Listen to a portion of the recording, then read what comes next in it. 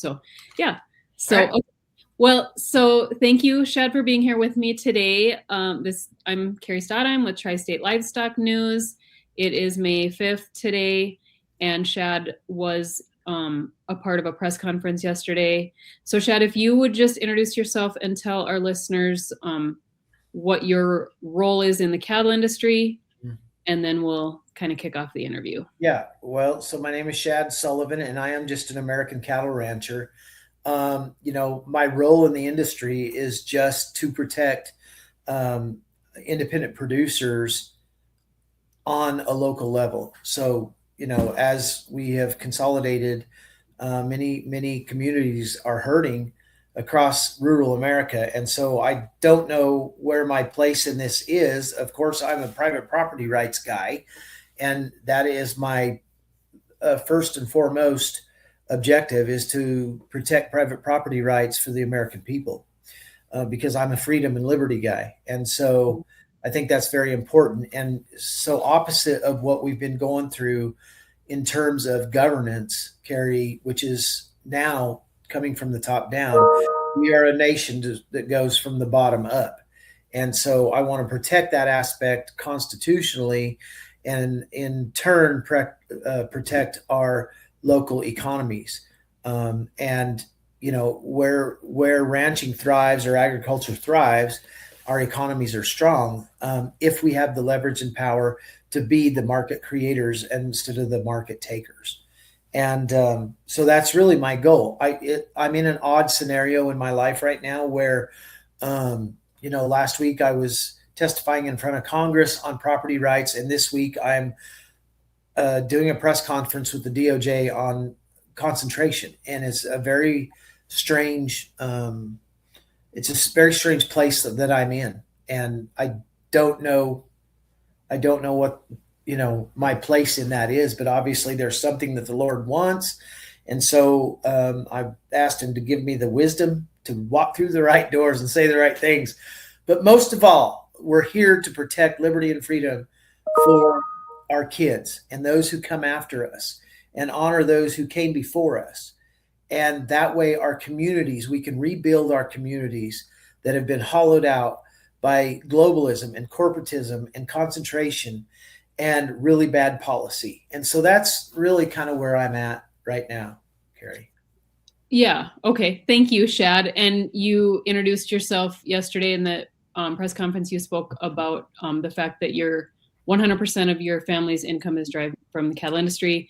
Yes. I guess I just, because our listeners aren't the DC press, they are curious about you and your operation, I'm sure. So, you and I have talked a little bit, but tell me, you ranch in Colorado and Texas. That's correct. So, my ancestors came to Southeast Colorado, both sides of my family, right around the turn of the 20th century, and settled right there where we live now. So we headquarter in the very far northwest part of Crowley County, Colorado, which would be southeast of Colorado Springs, about 50 miles. And we live up on Antelope Mesa.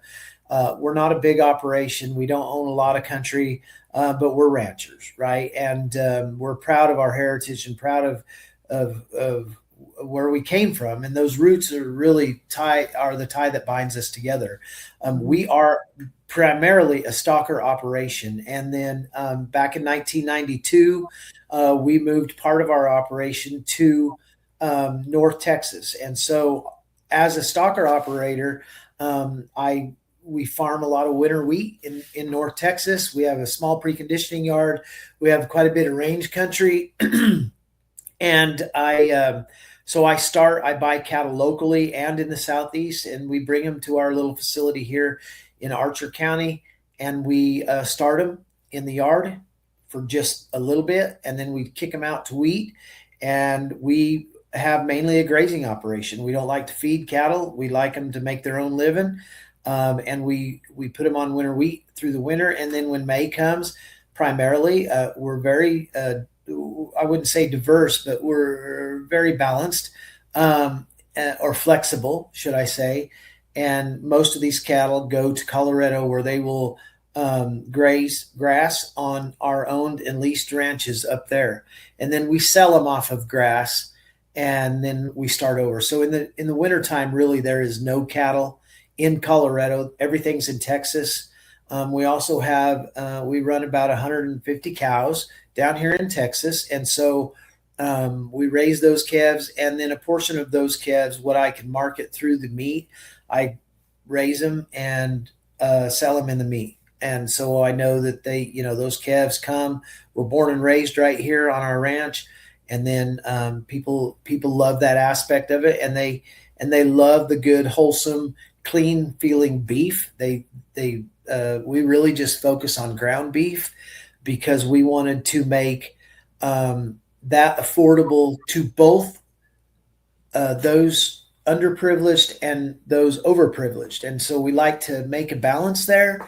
And we want it to be not only wholesome and healthy, we want it to be affordable. And that has worked really well. I don't advertise. I don't ship meat anywhere.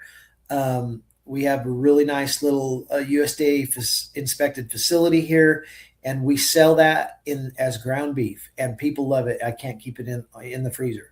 So that's been good for us. And so that's really how we make a living. I mean, as concentration has, especially since COVID, has really taken hold of market capture, we have been unable really to expand just because profitability is low, inputs are high, and now with the prices of cattle by themselves, access to that capital is very, very risky. I mean, we have access to plenty of capital, but I don't like to go after it because it's a risky game. Mm-hmm. And I'm here to steward this operation and use my head wisely. And so we have kind of scaled back our operation a little bit just due to the access to capital. It's a high concern for me. Mm-hmm. The risk of what the market. Well, I mean, if we're talking about pre-COVID, well, let's take, for example, when I first went to work for my dad in 1995 or 1996, and we were, I was just a wheat pasture cowboy. That's who I am. I'm a cowboy. I'm not a good one, but I've roped a lot of wheat pasture calves in my life. And I can remember that year we bought calves out of the South weighing 289 pounds, and they cost 67 cents, right, per pound. This is in 1996, not that long ago. Right. And I can remember that next fall, we owned them a year, and the next fall we sold them as yearlings for 85 cents. And it was like my dad, it was like there'd never be a poor day. But when you're talking about buying 3,000 or 10,000 calves at six, I don't know how much per head that is, but it's a very low number. The capital isn't really an issue, right? And the interest isn't that, it's an issue, but not that big of interest issue.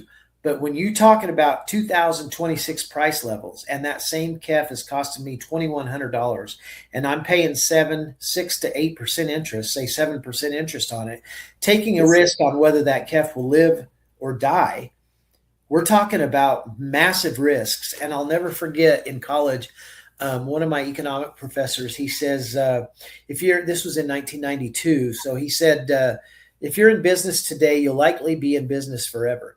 Well, he couldn't have been more wrong.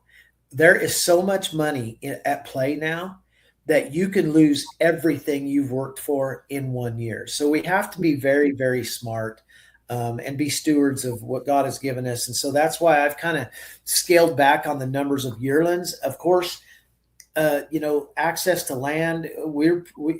I always use the example of my dad. Before he died in 2011.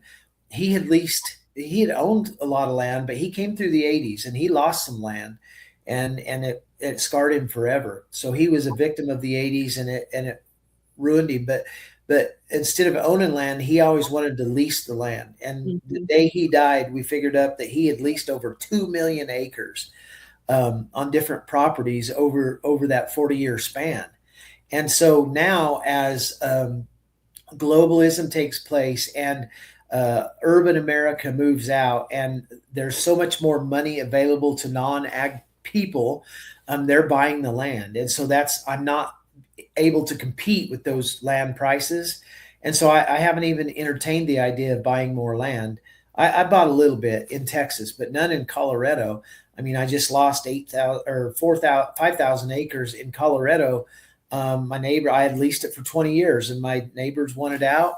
They're all aging out and they don't have any heirs and they wanted to sell it. And of course they gave me first chance, but the price was so high, I couldn't compete with it. And so then another guy comes in and he makes his money elsewhere and he's got the cash flow, cash to do it. And so I can't compete with that. So I'm losing a little bit of land that way too. So I have to become a smarter person, think more clearly, deeply, more logical, and diversify a little bit.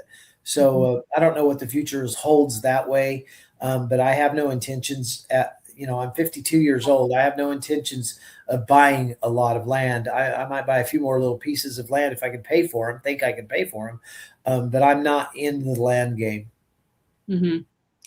Well, and I think to me, what I've kind of learned is location determines a lot of your strategy of owning versus leasing, or, can make such a huge difference in that and where you live in the United States. Yeah, we've been very blessed. I mean, we've leased a lot of country, even in my lifetime, and really that's how we've made a living. We've always had a home base there in Crowley County, Colorado, and that was always, it's a beautiful little ranch. Lucky to have it. It's free and clear and is paid for, which is a blessing. But we have always went out. I mean, at one time in about 2002, my dad had over 100,000 acres leased in 1 year, and it's odd to think that, you don't own that much land, but you go out there and lease that much. And I just, now with the access to capital being as big an issue as it is, I'm very careful. And I never thought I would be to that place, but my dad told me I would get there, Carrie, that one day I would be a lot more careful. And here I am. And so now I'm being ultra cautious, just because I don't want to risk what we've put together, The more people you have relying on you, the more you weigh those decisions. And sure, it seems like, for sure. Thank you for sharing that. I think that'll just be really interesting to folks that would like to get to know you a little bit better. And well, I'm just like you. I mean, me and you are so alike. I don't know what's happening in my life, but a lot of things are happening. But I am, at the end of the day, I'm just a rancher, and I just want to save this country for my kid, because it's not easy. It's not easy to hold a republic together for 250 years like we have. And, I'm an older parent, so I worry about what they have been taught in school. And I worry about what their future holds, if they understand the truth about what really freedom and liberty is. And because there's so many other things, I'm an advocate, or whatever you would call that, on freedom and liberty, and really the things that are happening in our nation that scare me, and this march to collectivism is scary for me. So that's why I'm here. It's really a burden on my shoulders, and I don't know why that, I don't know why that is, but I just feel like it's the most important thing I can do, is help try to create or recreate what our founding fathers envisioned, because we've lost a lot of that. And I want my son to not have to do the thing. I think about Sri Lanka. Like, we're talking about concentration. Well, Sri Lanka in 2023 decided they would be the very first nation to be sustainable. And they outlawed fertilizer, urea. They outlawed all that stuff. And in 6 months, that country was starving to death. Their people were eating their dogs and their cats, and they were on the verge of collapse. And a 6 month period, as you well know, here we are, May 5th. We're already 6 months into this year. It's such a short period that everything can turn on such a dime. And so that scares me for the kids that don't have this perspective. And as we've taken so many more kids off the land, that perspective is totally gone, right? They don't understand. If there's anything that I can get off to these people of America that don't understand production agriculture, it is that this route to the land, this route to your food production, this route to who you are as a human being is so important in its relation to liberty, right? And I don't know. I just worry about our country going in a different direction, and I don't want that for my kid or yours, right? And so we work hard to try to mitigate that. That's what we're doing. Right.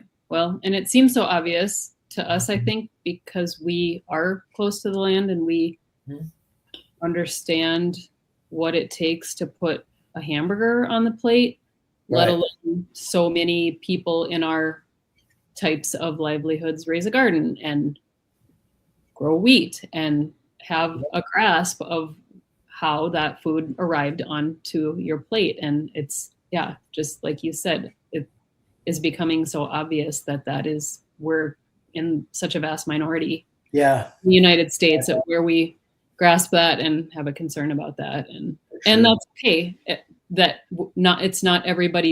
Shouldn't be everybody's issue top of mind. They have other things that they need to focus on, largely, but those who make the decisions that impact this country need to have an understanding of it. Yeah, totally agree. Totally agree. Yeah. Okay. Well, with that in mind, I know you have things to do this afternoon, and so we try not to drag this on too long. So tell me what the announcement was that was made yesterday exactly in the press conference. Like, what are we? There's something coming in the next few days. So, if you will remember, last fall, President Trump announced an investigation into the meat packers here in the United States, that maybe concentration was too heavy, right? We know that 80 to 85% of the supply chain is controlled by these 4 corporations, 2 of which are Brazilian owned, and that poses a problem. And one of those Brazilian companies has just been a train wreck as far as integrity, right, and truthfulness. So really, yesterday was just a backup scene of his announcement last fall. It was just to come together and say, you know what, concentration in the meatpacking industry, among other industries. There are many, many industries where concentration is a problem. But because we relate beef to freedom and beef to land and those property rights that are so expensive, so important, beef is at the forefront. I mean, you and I both know that during COVID, we were getting pennies on the dollar for our cattle. And then the consumer was paying the highest they'd ever paid in history. So there's somebody in the middle making a ton of money in the billions per week, right? And that has led to, a lot of social, economic, and political control by those. So I'm not sitting here saying that there was collusion and conspiracy among the beef packers, but certainly they created a space where they have control of the market share, and they force consumers to pay exorbitant prices and enjoy those profits. And they really, and I hate using this word, but they really oppress the beef producer, the cattleman, at the very ground level. And so that, with that and other industries, let's talk about the fertilizer, right? I mean, that's one. Another guy on social media was the important part of this whole announcement yesterday, Carrie, was that this administration recognizes that we as food producers have lost control of any kind of market leverage, right? We've really become a price taker. And when I say that, I mean, that is not just a saying. That means we are taking what they are giving. And the reason that has come is because of this massive political power that these organizations have gained. And I'm not blaming these global corporate meat conglomerates for that. I'm blaming Congress, Right. because they're the ones that have allowed the acquisitions and mergers of these corporations. Right. And they're the ones that are supposed to be protecting us on a constitutional level. Nonetheless, the packer has been able to take advantage of all of these situations, whether it's legal or not, right. Whether it's ethical or not. They have taken advantage of these situations. So for President Trump and his administration to recognize that that is a problem, especially as we continue to hollow out rural America, our schools, churches, and commissions continue to close, our courthouses are open a few days a week, and more people go out of business and give their land, give access to that land that they own to these ENGOs or these corporations or these foreign countries, adversaries, you name it, rich people, whatever it may be. The Trump administration has seen that that's a problem. And that recognition that that is a problem is absolutely something new on our political and social system, right? They have not recognized that at all over the years. And so we can sit and talk about it, or we can create solutions. And what Secretary Rollins, Attorney General Blanche, and Pete Navarro yep. Have said is that we're going to recognize the food producers of this nation, and we're going to try to right that ship. Now, the ship isn't going to be righted, if that's a word, or turned around overnight, but it is a start. And I'm super proud that they made the announcement. There is an announcement on the same issue coming up. I don't know much about that other than it's some sort of settlement. I don't know what that looks like. Carrie, I don't know anything about it. I did not ask.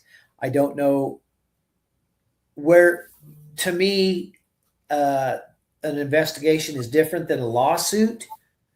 I don't know. That's what I was wondering about, is what this settlement was from, because a DOJ investigation is not going to result in a settlement, I wouldn't think. Correct.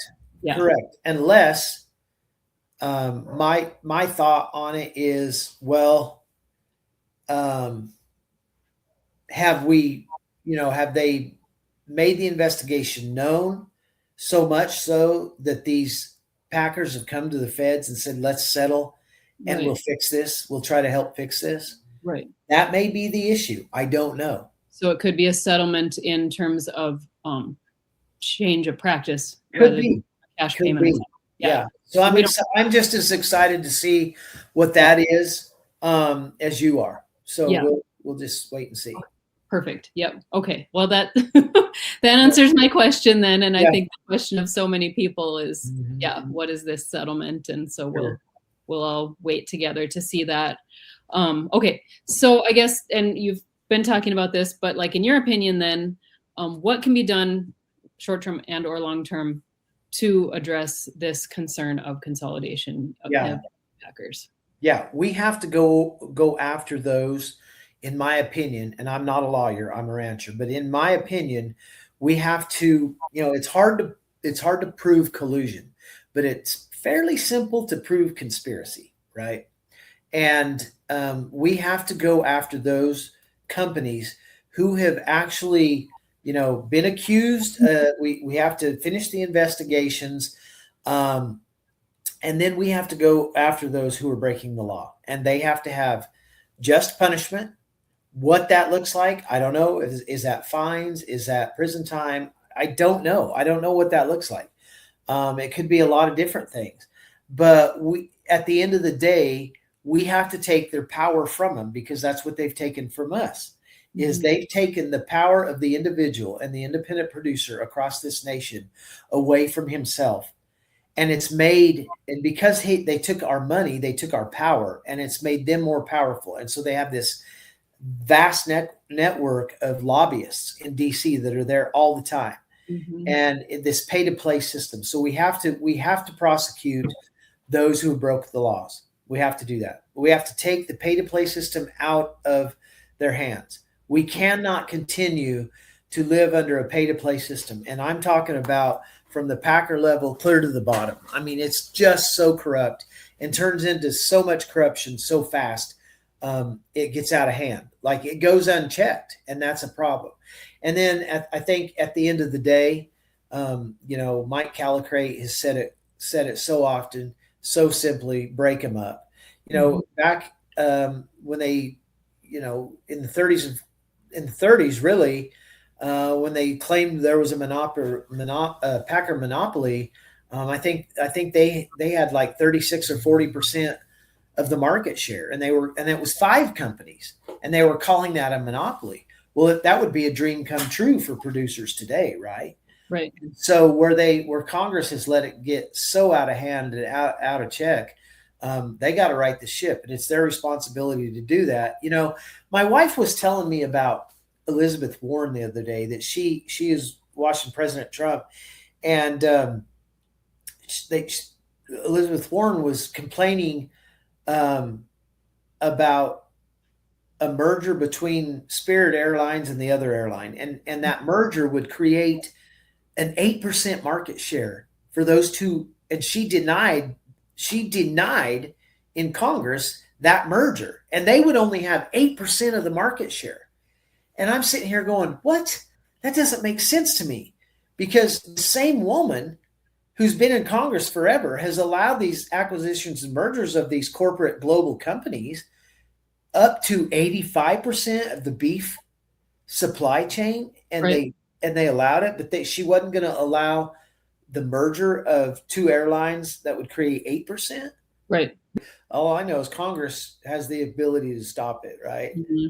And they should have done that, but I don't know. It's just, well, and tell me, like, again, I see comments like on social media that people say, well, what is stopping another company from starting up? So if it's so profitable to process beef, cattle, why doesn't Joe Blow start up a new meatpacking company? Well, that's what we're working towards, right? I mean, but I mean, there are roadblocks, right? I mean, well, there's a lot of roadblocks. I mean, if I was to go start a packing company, I mean, Jim Herzog did it, and he's been phenomenal. mm-hmm. But if I had the will to go do that, I could absolutely go do that, especially under this administration. We've got programs to be able to do that. And they say, if it's so profitable, the reason it's not profitable is because we've concentrated the power into these global companies. And right. So they're the ones that control the profitability. And when it's supposed to be, if there were more small and regional packing plants out there and processing facilities, really, I can count off in Southeast Colorado, at the top of my head, even when I was growing up in the 70s, 20 in an 8 county region, right? Mm-hmm. And they were profitable. And then consolidation, 1980 hits, and consolidation comes, and guess what? They're all gone. So if we could break them up and make them compete for these cattle, right, we can show a return to profitability.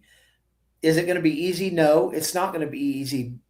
But if we're resilient, we can reclaim our communities and do these things. And I mean, when has been a better time in the last 40 years than right now under the Trump administration? I mean, the Mayhaw movement is great. The beef movement is great. We don't even need a checkoff right now. And I've been pro checkoff, but pro checkoff reform. Let me make sure I say that. All these, we don't even need a checkoff. I mean, Dr. Sean Baker, the Mayhaw movement, RFK, all of this movement to a more healthy lifestyle with beef at the top of this food pyramid. Are you kidding me? Well, and not that it matters, but I always think about not only the control that they have over the producer, but also control over the consumer. And like, I just think always about I grew up on the same ranch my dad grew up on. Mm-hmm. All of his siblings left. He was the only one that stayed. He was the youngest of 6. and they all left. His one sister stayed in the community, and the rest of them literally spread all over the nation. Mm-hmm. And we always heard every time they came home, they loved eating meat, beef, on the ranch, as they called it. Mm-hmm. And they always would say, whether in even next generations, my cousins would say, why can't we get good beef like this in the grocery store? When we buy beef in the grocery store, it doesn't taste like this. Mm-hmm. And to me, having more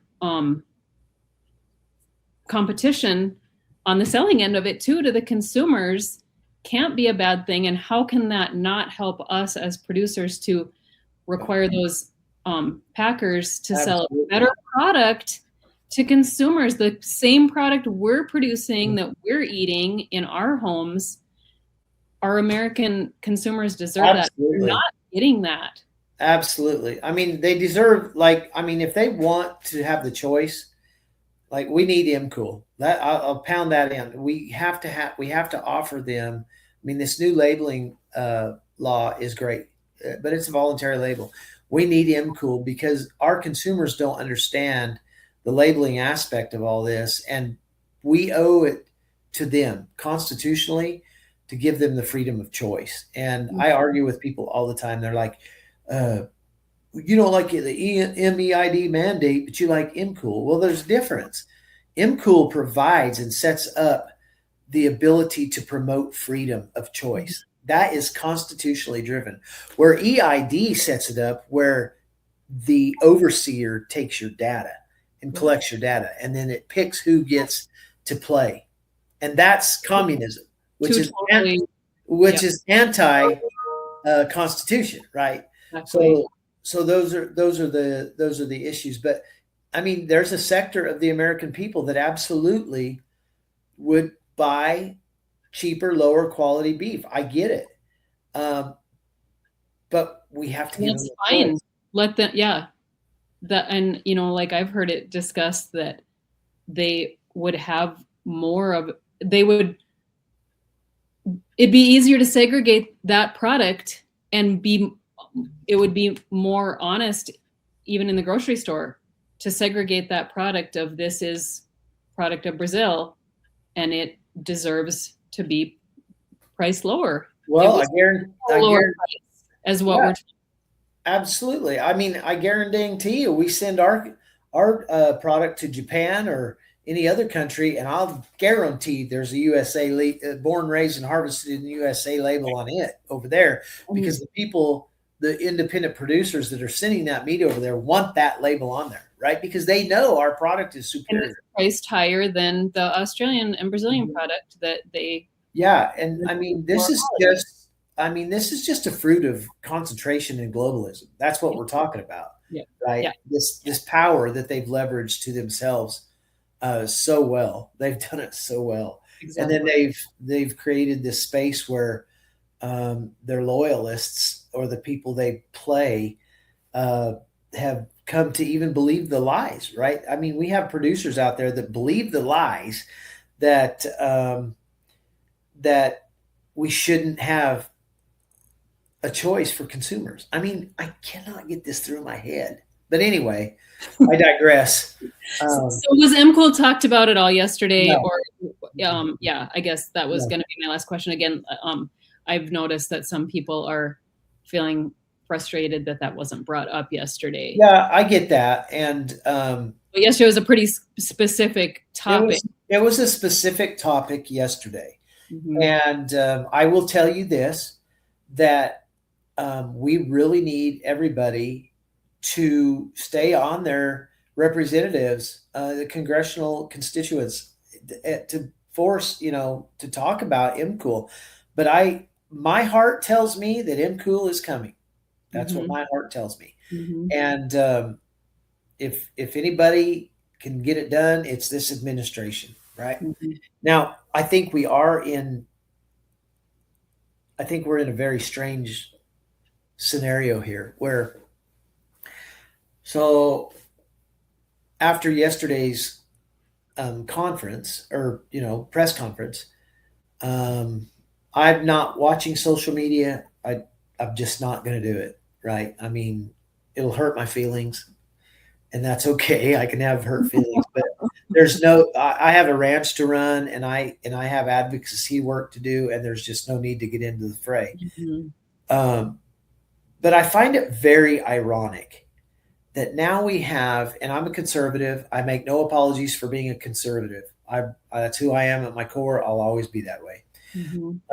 But I think we have a very ironic situation where we have the leftist collectivists cussing what happened yesterday, and then we have the Republican swamp rhino kind of NCBA type producers that are joining with the leftist collectivists in cussing what happened yesterday.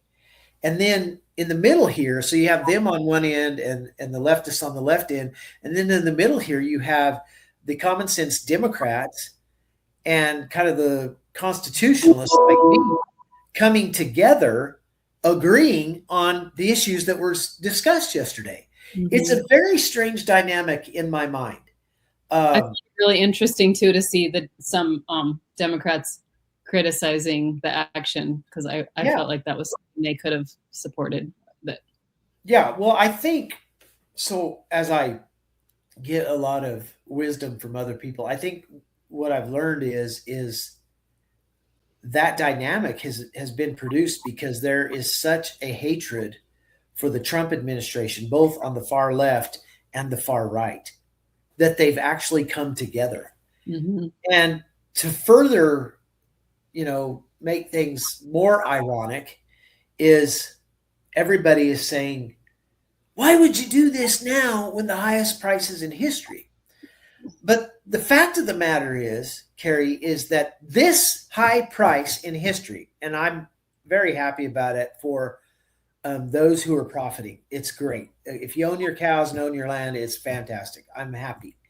But this is a product of the concentration we're fighting for, because the globalism and the concentration has become so massive that they've forced so many people off the land and gone so broke. There's so many people gone broke that now we have forced the packers and these industrial food situations into a supply and demand driven market. And they're actually having to pay for these cattle, right?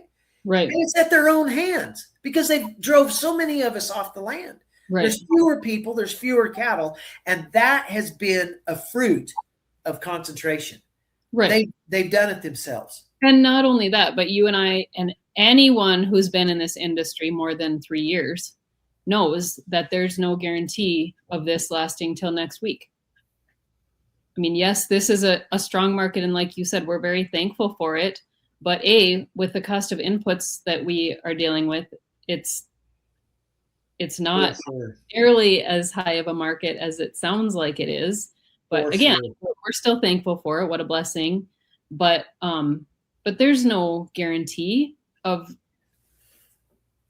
any of what I'm going to sell my calves for this fall or next February when we sell them.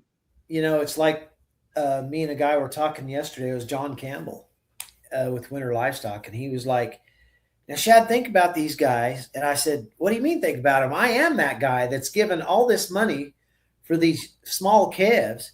Mm-hmm. And then you put your interest, death loss medicine, trucking, whatever you have to, people forget.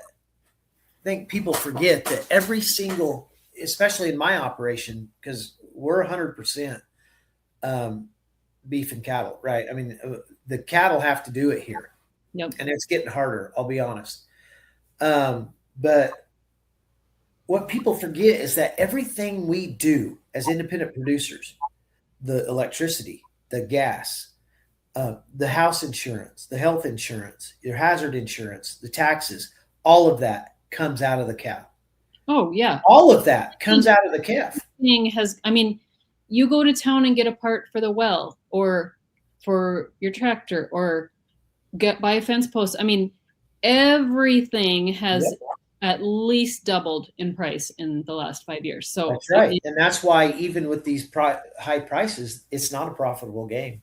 I mean, in 1996, we were talking about that. I can remember my dad's goal. He says, if we can make $100 a head every year, we can do pretty good. Mm-hmm. Well, that was back when those calves cost $350 to $660 a head, and now they're costing $2,100. And our goal is still to make $100 a head. It don't work. Right. It don't work. Look where that $100 has to stretch now. Yeah, exactly. Yeah. On the corporate end of that, if there's a man out there running 20 to 30,000 head and he makes $100 a head, that's a whole different story. But for small independent producers, it's impossible. Right. Absolutely. Yeah. Yes. All right. Well, I don't want to keep you, I said, we're good for too long. Okay. Well, I think that covers what I had hoped to ask you about. Oh. Well, did you get any good answers? I got lots of great answers, I think. Yes. Okay. But do you, if there's more to this topic that you think we didn't cover? No, I just think that, I think yesterday, for independent producers and liberty and freedom in America was a great day. I had no idea that the issue as viral as it went. I mean, my goodness, it's everywhere. And I've had NBC reel on it. And Oh, really? Mm-hmm. I've just stayed out of the fray. We've been so busy all day. And, I want to give thanks, right? I'm very, like somebody said to me, you must be on a high. And I got to thinking about that and I'm like, I'm not on a high. I don't know why I'm not on a high. It kind of reminds me of my mom, Carrie. So here, last time I seen my mom, which was like 6 months ago, I said, Mom, do you remember when we were kids and we did this? And she's like, no, I don't. I said, why didn't you ever take pictures of all that? And she said, Shad, I was just doing what I had to do when I was raising you kids. I don't remember any of it. Mm-hmm. And really, that's kind of how I feel now. It's not like I don't want people to think that I'm going out looking for attention. I'm doing, when Glenn Beck had me on his show 3 years ago, my wife and I prayed on the way home because she said, what is happening in your life? And I said, I don't know. And we prayed and I said, Lord, I will walk through whatever door you want me to walk through, but you have to open the door and you have to give me the wisdom to say the right words. And that has just been fundamental since all of that happened. And so that is still happening with me. Mm-hmm. I'm very humbled, but it's not about me. It's about our kids and it's about leaving something better. And yes, I'm getting a lot of flack from people I know and people I love that don't agree with all of it or naysayers or hate Trump or whatever. But I say this, we have never had access to any kind of administration on the lowest level of people like me to the highest and most powerful in the nation. And they are hearing us. Mm-hmm. And they call us and they say, what do you think about this? How do we need to do this? It's just a different dynamic. And I think that we have to honor that with respect. I'm just going to tell you, if Trump or if Biden was in office and he invited me to speak or to sit in on something at the White House, I would go. Mm-hmm. It's respect for my nation. Mm-hmm. I'm not gonna turn any of that down. And so I feel like for you, not only respect for the nation, but that responsibility that you've accepted of speaking on behalf of livestock producers. Yeah, and it's heavy. To share the message with whoever will listen. That's right. If it just gets one, if we plant the seed in one person, it's really worth it. Right. Yeah, I didn't mean to interrupt you, but no, that's exactly right. I mean, that's where I was going. And listen, I'm going to foster the relationships. I would probably, there's a lot of leftist people out there that I would never foster a relationship with because we will never see the same. But if I have a relationship that has access to policy, that we see the same and have the same vision, I'm going to foster that relationship. I'm not selling my soul to the devil. I'm still standing for what I believe is right. But I am going to shake their hand and say, let's look at it from this perspective. That's what I'm doing. You'd be crazy not to. Right. I mean, why would you have any part in politics, in cattle industry politics, and not take advantage of chances to stand on a platform and sure. your and yeah, for sure. And I guess I just an observation, but again, going back to our conversation earlier about how I feel like we in our place, those of us that live on the land and live off the land, where I talked about we have a better understanding of where our food comes from. I also have noticed that those rare individuals in Washington, D.C., in leadership, and not just Washington, D.C., but anywhere, those very rare people that want to know the truth, they have come to understand that there is a group of people in the United States that still tell the truth. For sure. That is neat to see. It is. Finding you and others that are still willing to tell the truth, that are not in this pay-to-play system that controls 95% of our politics. Or I thought it was 100. I'm coming to see that it isn't completely controlling our political system, but yeah. Well, I think I've told everybody this, and I'll tell you this. This is our last chance to save this country.